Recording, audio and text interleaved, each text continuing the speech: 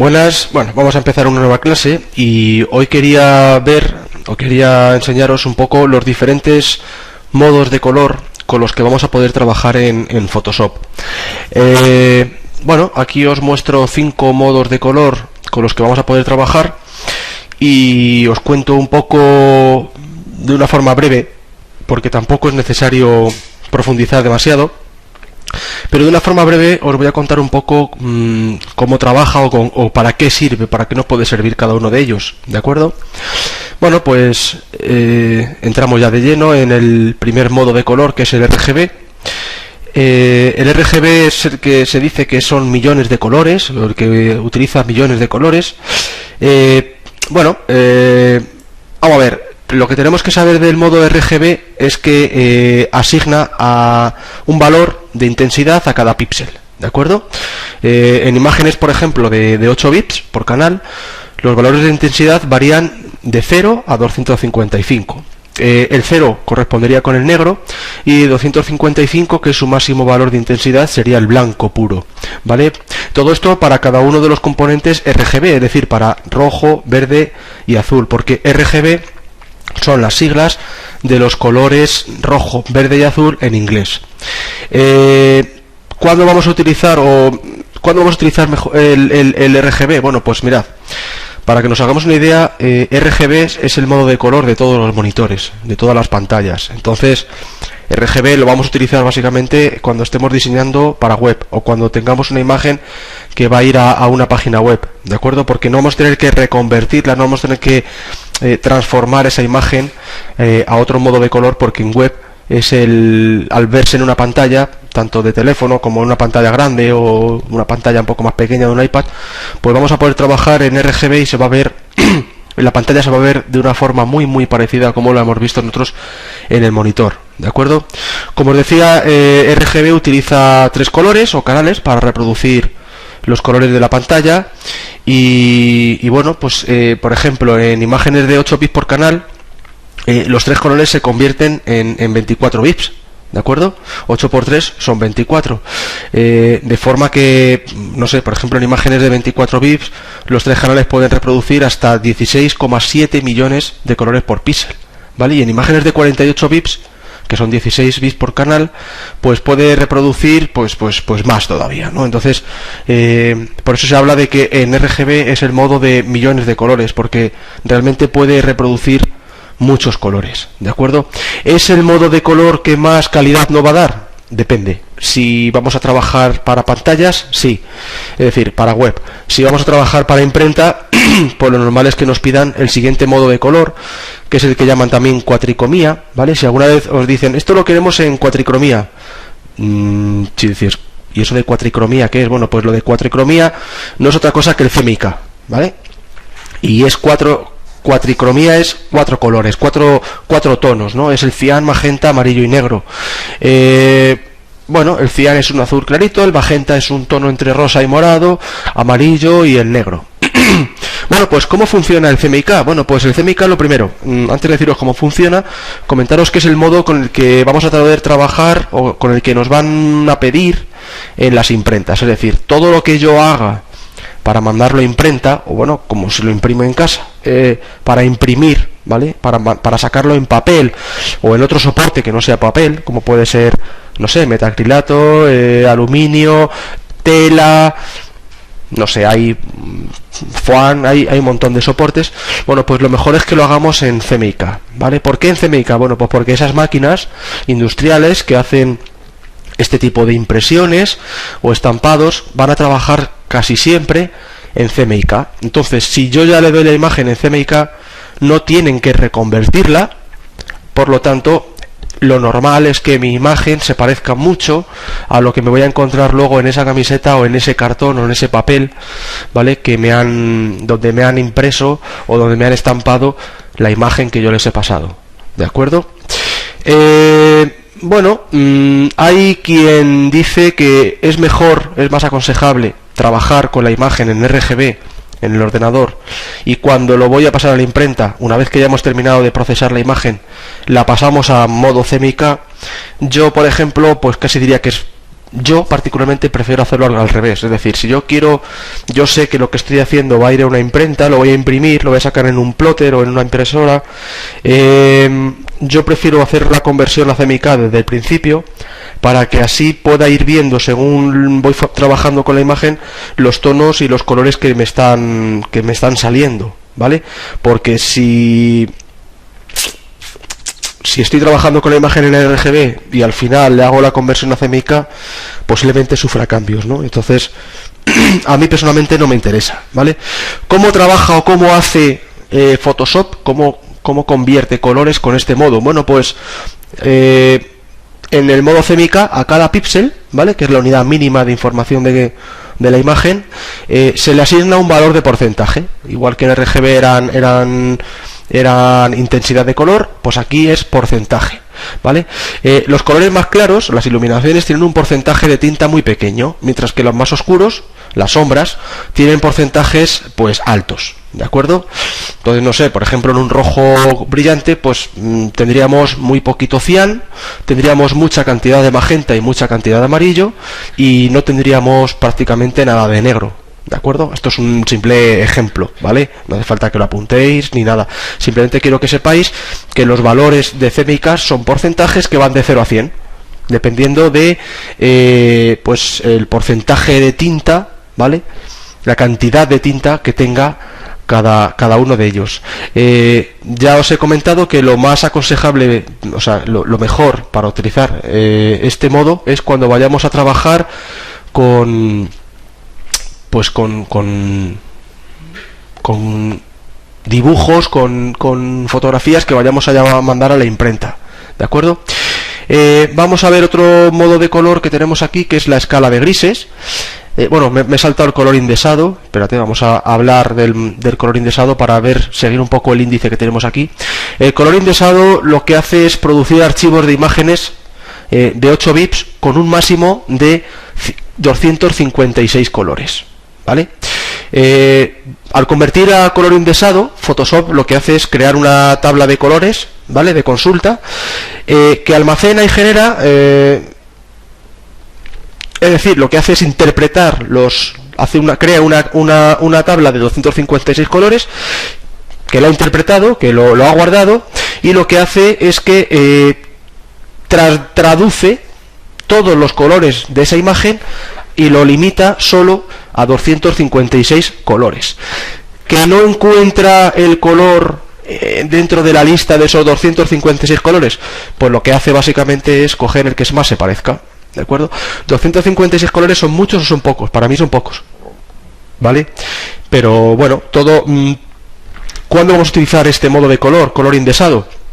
Bueno, pues el modo de color indesado lo vamos a utilizar, o por ejemplo lo utilizan mucho las herramientas que lo que hacen es cuando estuvimos viendo la parte de web, había herramientas que lo que hacían era optimizar imágenes para web, ¿vale? Y entonces, ¿qué hacen? Pues coger una imagen y reducir su peso, no el tamaño de la imagen, sino el peso del archivo. ¿Cómo lo hacen? Pues por ejemplo, una de las cosas que hacen es transformar la imagen de RGB a color indesado. Al tener, en vez de millones de colores, tener solamente 256, pues la imagen va a pesar mucho menos, vamos a tener mucha menos información, ¿vale? Es algo así como traducir la imagen de una imagen con muchos colores, pues hacerla con menos colores. ¿Son suficientes 256 colores? Bueno, pues dependiendo la imagen y dependiendo para qué uso vayamos a hacer de ella.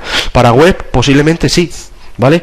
Y dentro de web pues ahí hay muchos matices, ¿no? No es lo mismo una web normal, donde las imágenes son imágenes de contenido pequeñas, a cuando la imagen, por ejemplo, es una imagen de fondo donde se va a ver a pantalla completa, o una web de fotografía o de una exposición de arte donde necesitamos una calidad de imagen buena. Pues ahí tendríamos que pensárnoslo bastante, ¿no? O incluso no hacerlo, no pasarlo a color indesado, ¿de acuerdo? Bien, siguiendo este índice, vamos a ver la escala de grises. En el modo escala de grises, lo que hace Photoshop es utilizar diferentes tonos de gris en una imagen, ¿vale? Por ejemplo, una imagen de 8 bits puede alcanzar hasta 256 tonos de gris, ¿de acuerdo? Entonces, en cada píxel de esa imagen, pues tiene un valor de brillo comprendido entre 0, que sería el negro, o 255, que es el blanco, ¿de acuerdo? En definitiva, pues en una imagen en modo de escala de grises, lo que vamos a tener es una imagen en blanco y negro, ¿vale? Está hecha así un poco, dicho un poco bestia, pero es verdad. O sea, quiero decir, en un modo de color, una imagen que esté en un modo de color escala de grises, no vamos a poder pintar de color verde, ni color azul, ni color amarillo, porque todo se va a traducir a gris, ¿de acuerdo? Un gris muy muy oscuro, prácticamente negro, o gris muy muy muy muy clarito, prácticamente blanco. Entonces, un rojo, ¿qué sería? Bueno, pues un rojo sería, dependiendo de la tonalidad del rojo, si es un rojo oscuro, pues sería un gris oscuro. Si el rojo es muy muy clarito, sería un rosa muy muy muy muy muy claro, pues sería un gris clarito. Pero todo lo traduce a grises, ¿de acuerdo? ¿Cuándo vamos a aplicar este modo de color a nuestras imágenes? Pues cuando queramos trabajar en blanco y negro. Pero, a ver, a mí particularmente no me hace demasiada gracia, porque yo puedo tener una imagen en blanco y negro y luego yo que sé, en un momento dado le quiero meter un título, le quiero meter algún matiz de color, y si lo tengo en modo de color escala de grises no voy a poder. Ya sabéis que en Photoshop tenemos muchas herramientas para convertir una imagen en blanco y negro y sin embargo seguir teniendo o disponiendo de los colores normales para poder trabajar con ella, ¿de acuerdo? Entonces, pues para mí no tiene demasiado sentido, pero bueno, también es una forma de hacer aligerar nuestras imágenes, ¿no? Hay veces que en prensa escrita nos piden que las imágenes estén en blanco y negro, y entonces, bueno, pues en vez de estar convirtiendo mi imagen a blanco y negro, trabajo en escala de grises y me olvido de tener que estar convirtiendo las fotos a blanco y negro, ¿de acuerdo? Bueno, siguiendo este índice tenemos imágenes en mapa de bits, y las imágenes en mapa de bits lo que hacemos es utilizar solamente dos valores de color, también el blanco y el negro, ¿vale? Y esto lo vamos a utilizar para representar los píxeles de la imagen, ¿vale? Las imágenes en modo de mapa de bits se denominan imágenes de un bit. ¿Por qué?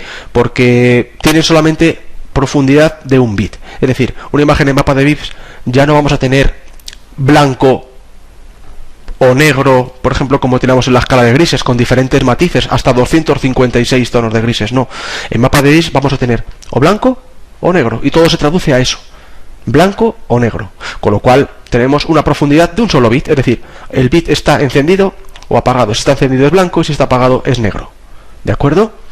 ¿Cuándo vamos a utilizar esto? Bueno, pues ya nos metemos en imágenes un poco más creativas. Ya no se trata de aligerar el peso de nuestra imagen, sino que estamos haciendo ya imágenes completamente diferentes a lo que tenemos en el origen, ¿de acuerdo? Hemos estado viendo RGB, CMYK, color indexado, escala de grises, mapa de bits, y aquí en el índice me estoy dando cuenta que no he puesto el modo de color lab. Y bueno, aunque no lo tenga puesto en el índice, os cuento, se me ha pasado, perdonadme. También he visto que aquí en Aprendesign pues he tenido un fallo, entonces lo vamos a corregir en un momentito, porque esto no es una M, esto es una N.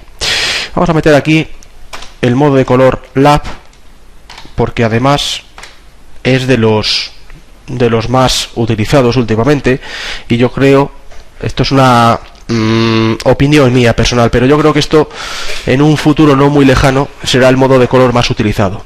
Bien, el modo de color lab se basa, por eso os digo yo que seguramente sea el más utilizado, se basa en la percepción humana del color. Es decir, los valores numéricos de lab describen todos los colores que una persona con una capacidad normal de visión es capaz de ver, ¿de acuerdo? Como lab describe la apariencia del color en lugar de la cantidad de colorante que se necesita para que un dispositivo, no sé, un ordenador, una máquina, una impresora haga el color, pues lab se considera un modo de color independiente del dispositivo. Digamos que es el modo de color más fiable, ¿no?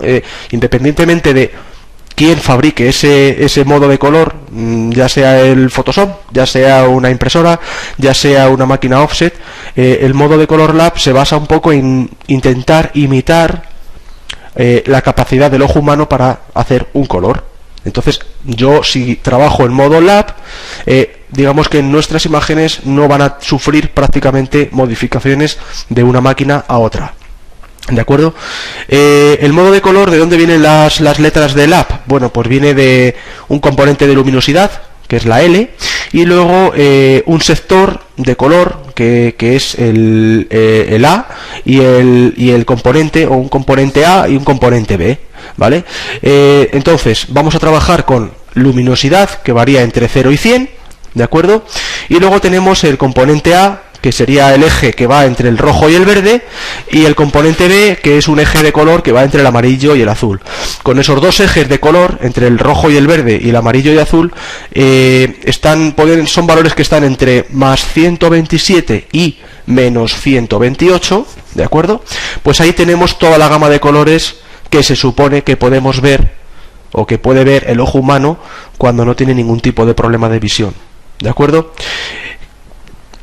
Algunos preguntaréis, bueno, ¿y si el modo lab es el más interesante, o el que más asemeja, o con el que más podemos algo así como imitar cómo ve el ojo humano? ¿Por qué no lo hemos estado utilizando durante el curso, o cuál es el problema que podemos tener con este modo de color? Bueno, pues el problema que tenemos es que es un modo de color muy nuevo, relativamente nuevo, y todavía las máquinas de impresión pues no están del todo preparadas, o no están configuradas para poder leer correctamente o interpretar correctamente este modo de color.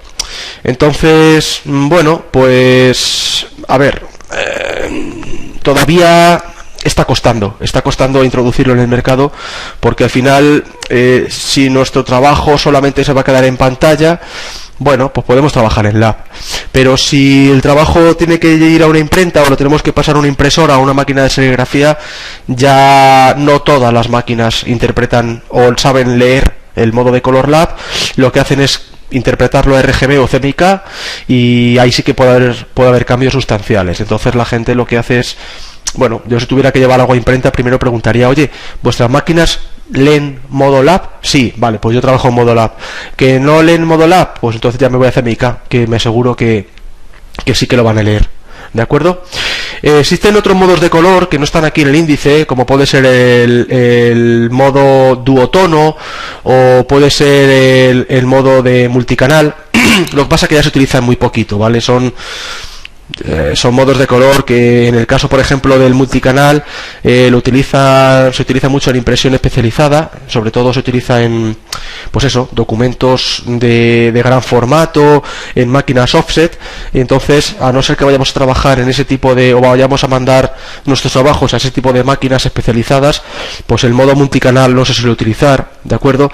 Y el otro modo del que os he comentado antes, el modo duotono, bueno, lo que hace es crear imágenes en escala de grises, y pueden ser monotonos, de un solo tono, duotonos, 2 colores, tritonos, 3 colores, o cuatritonos, 4 colores, utilizando 1 o 4 tintas respectivamente, personalizadas, y bueno, habría que configurarlo, ¿no? Digamos que el modo duotono, se dice duotono porque normalmente se utilizan con 2. Nosotros elegimos 2 colores y nuestra imagen nos la transforma en la misma imagen, pero con solo esos 2 colores que yo le he dicho. Bueno, pues sería otro modo de color un poco ya muy opuesto a la realidad, ¿no? A cómo vemos la imagen, y la vamos a utilizar pues en contadas ocasiones cuando queramos hacer algo un poco más creativo, más artístico, pero normalmente son modos de color que se utilizan poco, ¿de acuerdo? Bueno, esta clase de hoy, bueno, pues ha sido un poco, seguro que ha sido un poco rollo, en plan de, joder, menuda machacada nos has pegado aquí de teoría, de modos de color, pero creo que es bueno que conozcáis, y así a modo de resumen, pues que todo lo que vayamos a interpretar, o todo lo que vayamos a mandar a una imagen, como puede ser en el caso de que hagamos algo para web, vamos a trabajar en RGB. Todo lo que vayamos a mandar a imprenta, vamos a mandarlo, a ser posible, en CMYK. Y el resto, esto es lo más importante que tenéis que saber de esta clase de hoy, ¿vale? RGB para web, CMYK para imprenta. Luego hay otros modos de color, como estos que os he puesto aquí, el lab, color indesado, escala de grises, duotono, mapa de bits, que se utilizan menos, ¿vale? Aunque el lab yo creo que va a ser un poco el que va a destacar dentro de no muy poco tiempo, cuando las máquinas ya se adapten a este nuevo modo. Pero sobre todo los demás, el color indesado, escala de grises, mapa de bits, el duotono, pues son modos que se utilizan más bien poco. Entonces tampoco hace falta que profundicéis demasiado en ello, ¿vale? Quedaros, nuevamente repito, y perdonadme por ser pesado, quedaros con esto: RGB para pantallas, para monitores, para web, en definitiva, y CMYK para imprenta. ¿De acuerdo? De todas formas, os pasaré apuntes en clase de esto para que lo tengáis en escrito. Y nada, yo creo que a no ser que se me haya quedado algo en el tintero, este será nuestra última clase de la parte de edición y retoque fotográfico.